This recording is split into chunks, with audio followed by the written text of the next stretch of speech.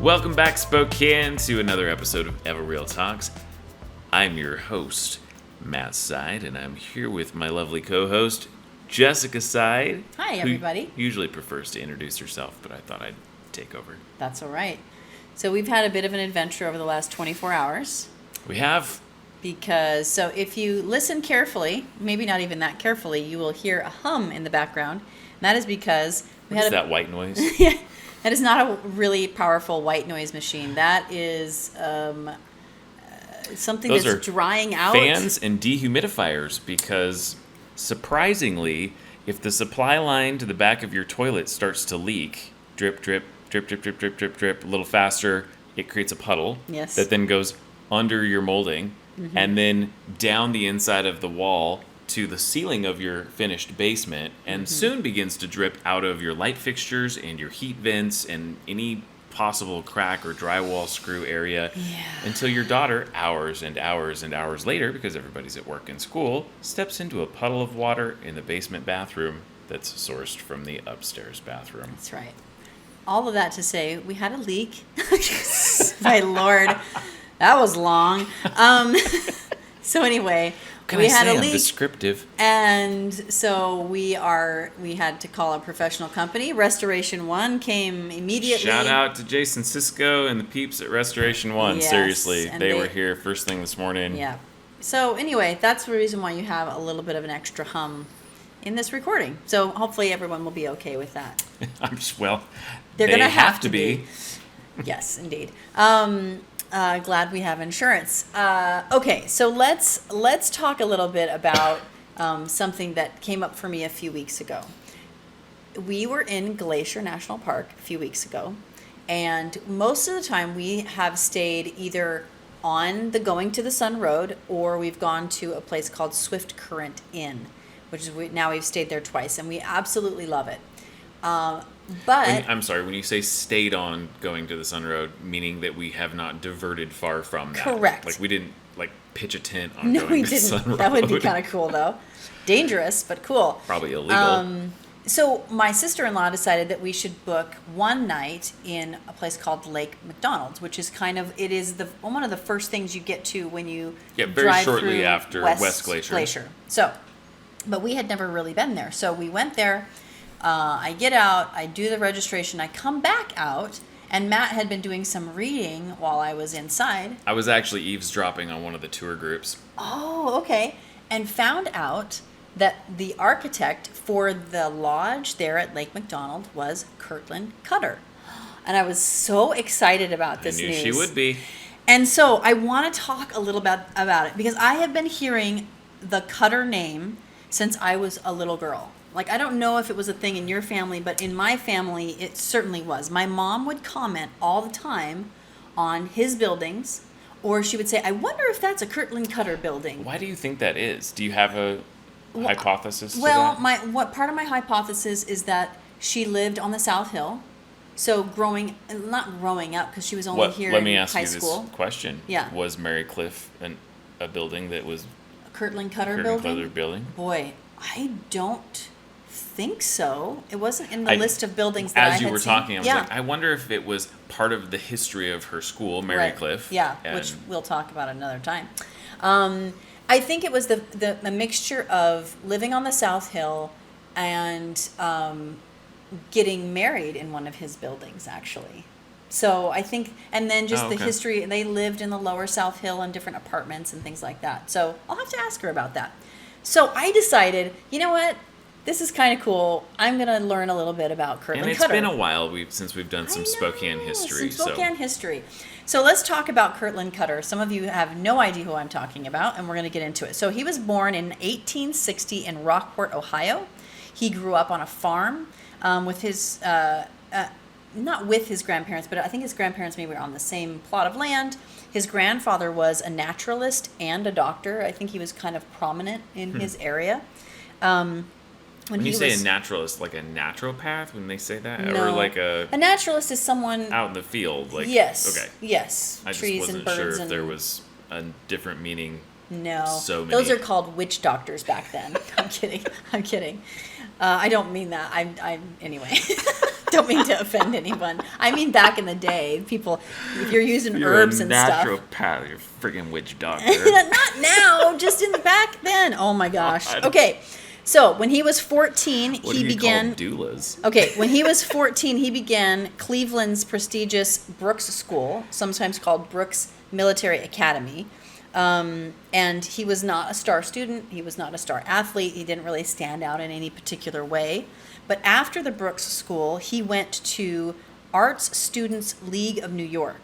Okay, so he obviously was interested in art at that point. He wanted to be an illustrator. And then he went on to study, so in New York, then he went on to study in Dresden, which is in Germany, and in Florence. So he spent some time there. He came to Spokane in 1886 because he had an uncle here who I believe owned a bank. Either that or he was high up in the bank. Do you know his name? Not in the notes. Not in my notes. So yeah, if anybody knows his uncle's name, I'm sure I just omitted it. So he decided to move here, and then he decided to move away from his art career because it wasn't really making him any money, and he decided to pursue architecture. It's a better use of your art. But he still had to supplement his art with being a teller at the bank, which is such a his art or his architecture. Both. I mean, his art was not really taking off, making him any money, and then he decided to go into architecture, but he still had to work as a teller in the bank because he had no name for himself. In 1886, he just comes here with no name. Yeah, totally. So his first job was a commission from his uncle, and he rebuilt his own house. So his uncle built his own house in a Swiss style.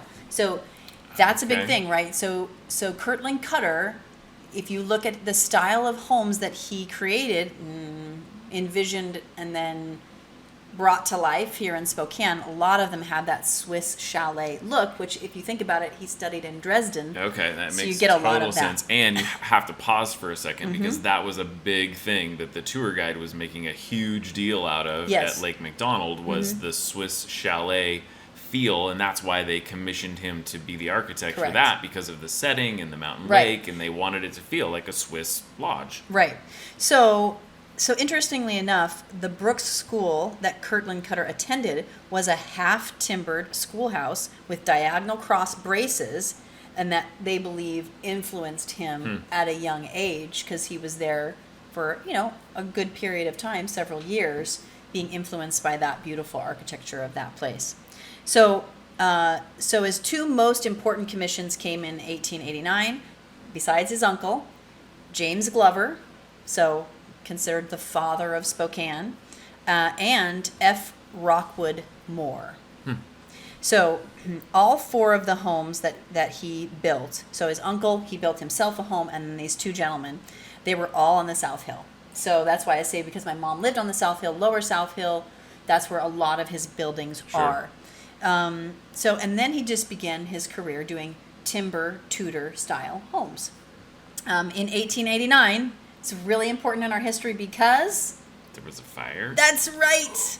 That was the Great Fire. We talked about that a little bit. So he was ready, waiting in the wings. He was there poised with his little architecture business, and now downtown needed a lot of rebuilding. So he and his partner Poets, I don't know if you say Poets or Poets, they started getting all the business. So Kirtland was the artist, and Poets was the structural technical guy. Okay. So they designed, I want to just name some of the buildings that they designed.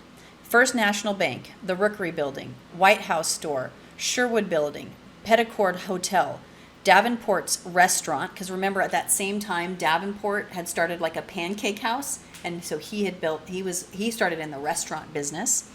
John W. Graham Building, the Spokane Club, the Washington Water Power Substation, and that's where Mobius is right now. Yes, that's right. The Steam Plant, Western Union Life Insurance Company, the Crescent Store, and the spectacular Davenport Hotel. Did he? Which he completed in. build himself a new house after all this business? I'm sure he did. Actually, that's very interesting. I'll talk about that. I think I've got that in my notes. Completed in 1914, the Davenport Hotel. So those are just like among the first. Just a few of Spokane's iconic buildings downtown. Still today. Yes. So started out residential, moved to this commercial stuff. They went on, the two of them went on to build a home for the Chicago World's Fair in 1893 it was actually the Idaho House, because if you remember World's Fairs, they always kind of do it by state, like, or country or whatever. Okay. So it was called the Idaho House, and it was used Idaho timber and Idaho basalt. And it won not only a ton of accolades, but there was an Englishman there who said, I love this so much that I want a replica of it in England. So one of his houses is actually in England. So it seems that as soon as the tycoons in this area made their fortunes in mines, they hired Kirtland Cutter. That was just what they did. And then he had a new partner at this time. So most of his places were built. We got downtown, because we talked about that.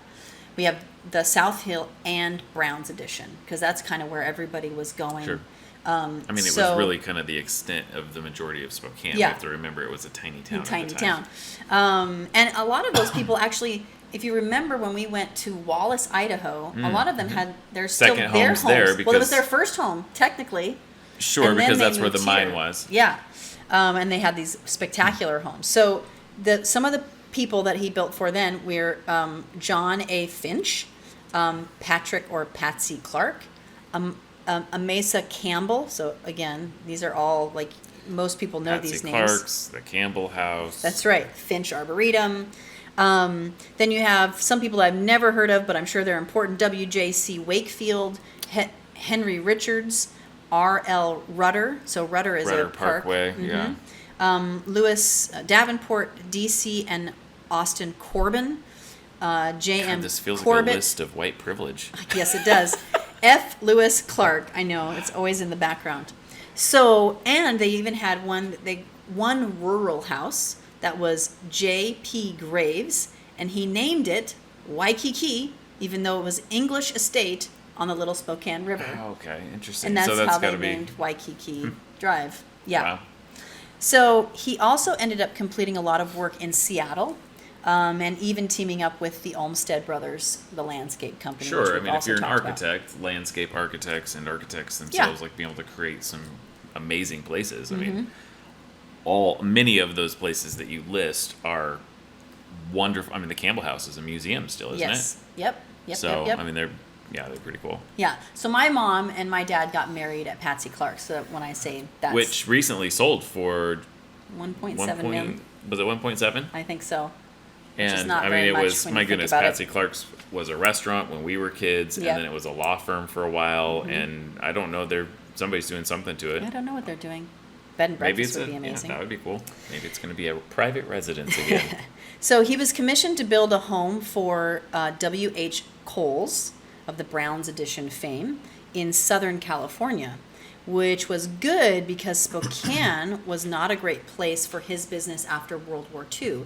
Because after World War II, the clients were not as wealthy, and they just could not afford his lavish designs. So he was losing out to younger, less expensive architects at that time. Sure. There was such a shift in home ownership. Yeah. Thank goodness for all of us who wouldn't be able to afford any of that anyway. So June 1921, this is kind of a cool thing. Architect and Engineer, which is a magazine or a newspaper of some sort, focused on Spokane and announced that a jury of distinguished architects had selected 10 most notable buildings in the city. Of those 10, 6 of them were his designs. Wow. So he had, quite a repertoire, but he ended up moving and living in California. So obviously... When did he I mean, you may not know this. When did he die? Like, what year? I'm trying to remember. Here's what I do know, that when he did die, people believed that his body was one place, but found out that he had been buried in Hawaii, of all things. They loved, he and his wife, their ashes were in Hawaii, and there was like this, it was kind of a big like debacle about where his body had had been laid to rest. So Wikipedia, which is kind of cool, Wikipedia has all the addresses of his buildings, and I would love to actually do that for a day and like that would be fun. drive around and see all of the buildings that he was the architect for.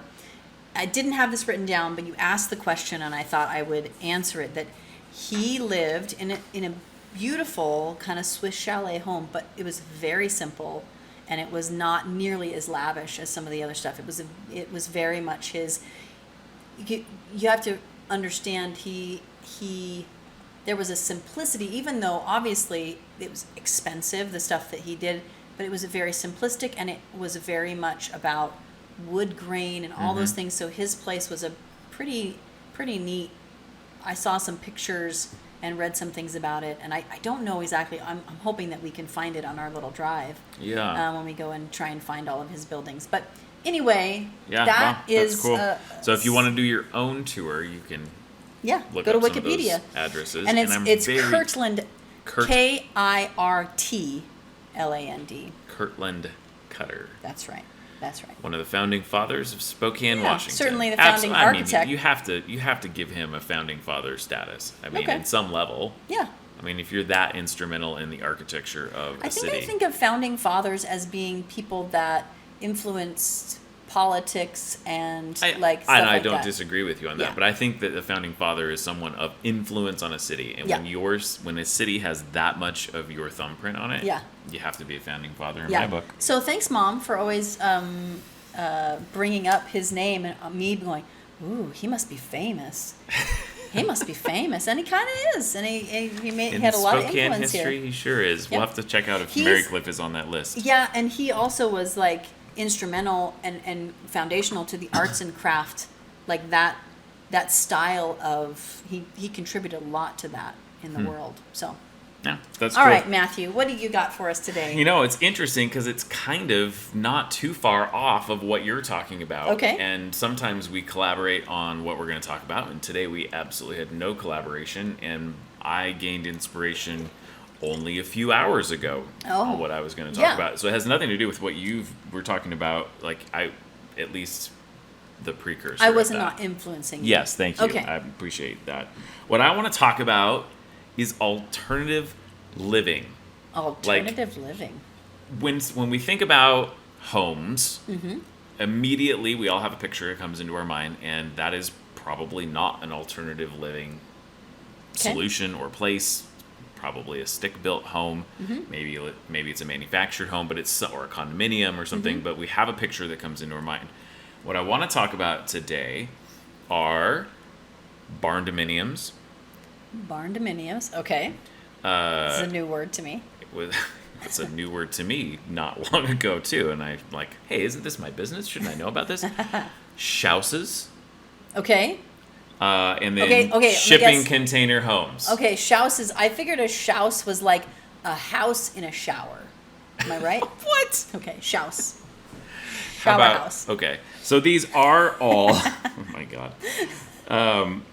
These are all... now I'm spacing out the word. A neologistic portmanteau. Okay. Which is a combination of two words together. Okay. So, a barndominium... Okay. Is a barn and a condominium. No. I'm kidding, yeah. Oh, I'm like, what? And then a shouse is a... shower. It's not a shower. What is it? It's a shop. Oh, shop. A shop. Okay, I don't know. A shower in a house. Every house has a shower in it. Oh, my God. Imagine. And then this shipping container homes is not. Okay. That would be shantainer. Shantainer. Or... Conthouse.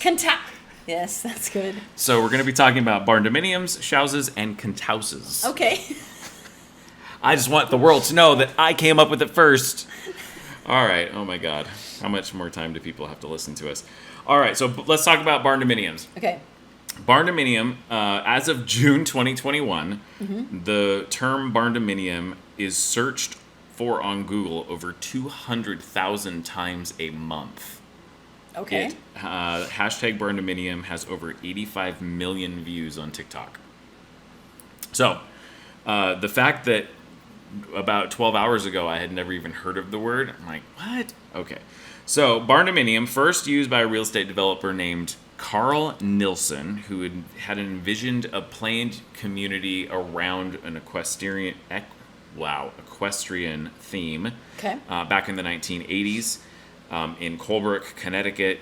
Kind of the idea of like land, like almost like a garage condominium is today, that you would have like ownership of a horse stall was kind of, I think, the idea originally. Okay. Like I would not own the entire property, but I would be able to live in a horse stall. Not live in it. I would own a horse stall that I would have my horse in, but ownership of it, just like a garage condominium I own to put my boat in. Oh, I thought you meant for people. Okay. Well, I get. Okay, I know. At the time. I got it. Okay, continue. In the 2010s, our good friends Chip and Joanna Gaines. Okay. Hi guys. Hey. It's good to see shout you. out Chip and Joanna. Season 3, episode 6 of their HGTV show Fixer Upper. They actually renovated a barn with 1,000 square foot attic and horse stalls into a contemporary barndominium home, and that from that point forward, obviously when it's on HGTV, lots and lots of people see it. So what a barndominium is actually either a conversion of a barn, or if it's a Shouse, a shop, into a living space, or the like convergence of those two things. And then the horses live in the bottom, so you don't have to, like, you have horse stalls in the bottom, you got an apartment on top, and you buy a lot of candles. And scented you candles. have a really, really large separation space between up and down. Gotcha. The idea of a barndominium isn't necessarily that it's still used as a barn. Okay. Though I'm sure wondering some people actually do. if they have to have, if there are people that take care of horses. There's absolutely somebody that will do that. Okay. I think there are others who look at a piece of property and say, this is a really cool piece of property, and I want to turn that barn into an actual house. Okay. Or I want to have that kind of totally alternative feel to the way I'm Let me ask you this question, and you don't have to have the answer. If I don't, I'll make it up, and you know that. I'm just curious if you are going to talk at all about the barriers to this via regulations. I am a little bit going to talk about that. Yeah. Good. So don't let me forget. Okay. Let's come back to it. All right. So I think we all get the idea or the picture of what a barndominium is. Now, I will say, if you're actually interested in this, go to barndominium.com, and there's an ebook you can download. There are building plans that you can buy and download. And I'm sure that if you just go to EvoReal.com, we will have a link to this. Yeah, we'll have a link to that. But so I think we get the idea too between the difference between Shouses and barndominiums. For all intents and purposes, they're kind of the same thing. Sure. One of them is more of the spaces being used more of as a shop than a barn, or vice versa. But so let's talk about one of the things, like, what is the attraction to something like this? Yeah. In a market that we're in, that we talk about, where there's just such low supply, the cost of construction is really, really high. The timeline from start to finish on a new stick-built house is forever and a year. The idea of either converting something that's existing like this, or taking a piece of property and building something that is almost kind of like a pole barn frame, super fast and inexpensive to throw up compared to a normal house, can be attractive. So let's just talk a little bit about cost. And again, these were I got this off the barndominium.com. So the lowest price that they were able to find, because you can buy kits. Okay. Just like either do it yourself or have your contractor do it for you. Okay. Kits. The least expensive they found was $20 per square foot for a Barndo kit. And when you say, is that just for the footprint? Well, it's for. It's for tiny. They call it a barndo, just so the phraseology here, right? Okay. So my tiny barndo, it costs for walls, roof, not a lot else. But the reality is that would be like a do-it-yourself. If you're gonna have to have a contractor do the work for you, you're gonna double that price up to about $40 and they've priced it out though, $40 a square foot. But if you're doing the $20, you're hanging windows, you're hanging doors, you're putting, hooking up the plumbing, all that kind of stuff. Okay. But for a semi-simple barndominium, you're talking $40 a square foot, even having somebody else help put it all together. Okay. And there's some really, I was like, wow, these are kind of some cool, I'm sure they're cool designs. cool ideas and designs. Yeah. There are links. Actually, you can buy these kits on Amazon too. Like if you just go to Amazon, they will ship them to you. I know, right? It's like $8,000 to have like the kit that you put together. So you're, but it's not going to include well. It's not going to include septic. It's not going to include the dirt itself. Yep. So those are things, obviously. Then it would, but it's an alternative to buying a piece of land and then building a traditional home on it. Sure. Okay. So the other thing I want to talk about is the shipping container homes. Okay. And shipping containers, I think we all know exactly what those look like. They're on the back of semi-trucks. They're on the trains that go through town. They're on the huge ships that go... I believe they also, they live in the Panama Canal. Some of them do. Just for months. Yeah, and the Suez Canal, I think that there was like was it Suez or was it Panama? Panama. Suez. I'm sorry. My bad. Well, I mean, they do I was trying to make a they joke spend about some that. time in Panama. So the idea with shipping containers, and we've had this conversation with your brother Lincoln, who talked about supply chains with Starbucks because he works with Starbucks. And the reality is that if there's a lack of equilibrium in shipping, like a whole bunch of stuff is coming into the United States and not a bunch of stuff is being shipped out of the United States, you have all these empty shipping containers sitting around with nowhere to go, and it's cheaper to buy a new one on the other side than to ship an empty one back. Interesting. And so shipping container homes kind of came out of the idea of, wow, how about we recycle the framing of our home and then build a house within that. And again, we'll have some links to some websites and some different, like there's some super cool, like I printed some pictures out here for you of some of the things that are really, so a couple quick things on shipping container homes. They're super modular, and so the example that you're showing there, the one that you're about to pull up, is a single shipping container, but the one that you were showing before was like 3 shipping containers put together. So depending on the size that you want, they're made to stack on top of each other. Sure. And so you can stack them up, you can put them side by side. The basic, they're 20 by 8 or 40 by 8. So the limitations to something like a shipping container home is 8 feet wide unless you put them side by side, and now you're spending more money, to cut it in. Which is, I mean, tiny homes. It's basically it the same. is a tiny home because you can pick it up with a crane, throw it on the back of a semi-truck, and drive it wherever the heck you want to go. That's hilarious. It is awesome. All right, so anywhere from $1,400. You need a composting toilet if you're going to do that? Well, you don't need it, but you can have it. I'm just saying, if you're going to move it around. It's called a little hookup, just like on your travel trailer, and you hook it into your septic. Yeah, Jeez. no, it's okay. We're not talking about permitting them on this program. Yeah. Like, that is a whole different set of hoops. So small shipping containers that are used could be as cheap as $1,400. New ones that are larger, 40 foot, $6,000. And that's just the frame, obviously, and then you've got all of the finishes and things to go into it. Here is part of the inspiration why I wanted to talk about this today, because my good buddy over at Numerica Credit Union, Dustin Masterson, and they don't sponsor this show, so anything we ever say about Numerica is legit, we believe. Yeah. They just created financing for Barndominiums and Shouses. Ooh, I have no idea. The the shipping container one, my brother sent me a link the other day, and I was like, oh, that'd be fun to talk about. So I have no idea. He's going to send me over some of the regulations. And but the reality is that if you're looking at, we just had a client not long ago that was like, boy, I really wish I could just buy some land with a shop on it that I could live in. And I'm like, well, good luck getting financing on that. Yeah. But that's now exciting. it's a possibility. That is so cool. Because it's way more affordable. We really buried the lead there. That was the most exciting thing. Yeah. So if you're interested in some of these alternative living solutions, message us on Facebook or Instagram or any of the socials. Call us at 509-62-HOUSE. That's right. We'd be happy to kind of have some strategy conversations. A great idea for Airbnbs. If you're in a market where there's lots of tourism, my brother was saying those shipping container houses. There's tons of them down in Palm Springs and stuff for the festivals. So nice. Anyway, that's so cool. Yeah, no. I love it. I thought it was an interesting thing to talk about. Hopefully, the rest of Spokane thought that was interesting as well.